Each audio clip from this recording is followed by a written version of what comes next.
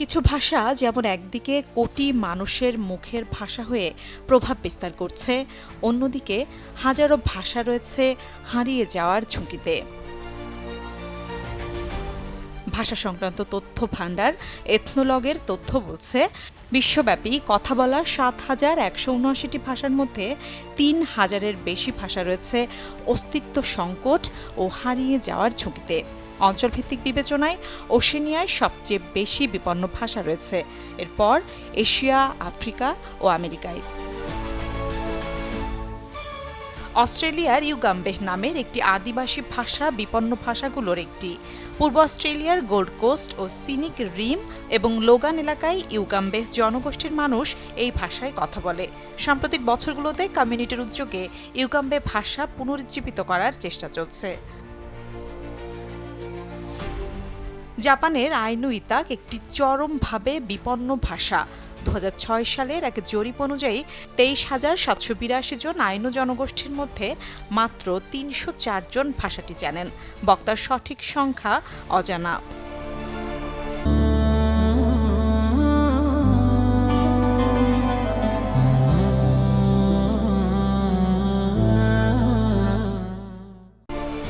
বিপন্ন ভাষার তালিকায় আফ্রিকা মহাদেশে সামনের সারিতে ইথিওপিয়ার অঙ্গটা।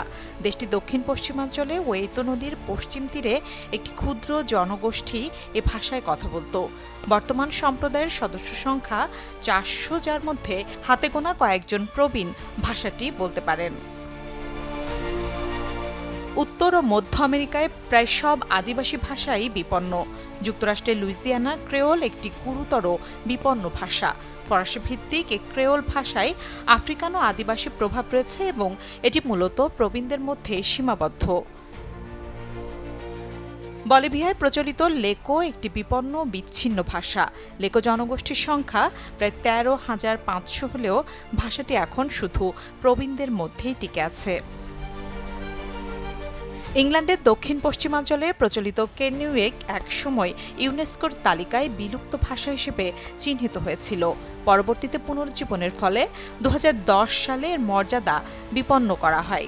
২০২১ সালে ইংল্যান্ড ও ওয়েলসের আদমশুমারি অনুযায়ী ৫৬৩ জন মানুষ এ ভাষাকে মাতৃভাষা হিসেবে ব্যবহার করে।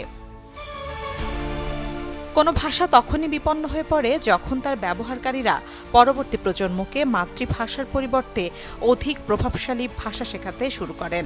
অনেক ক্ষেত্রে বিপন্ন ভাষা দ্বিতীয় ভাষা হিসেবে সীমিতভাবে টিকে থাকে।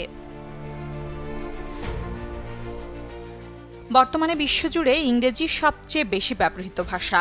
প্রায় ১৮৬টি দেশের আনুমানিক ১৫০ কোটি মানুষ এ ভাষা ব্যবহার করেন।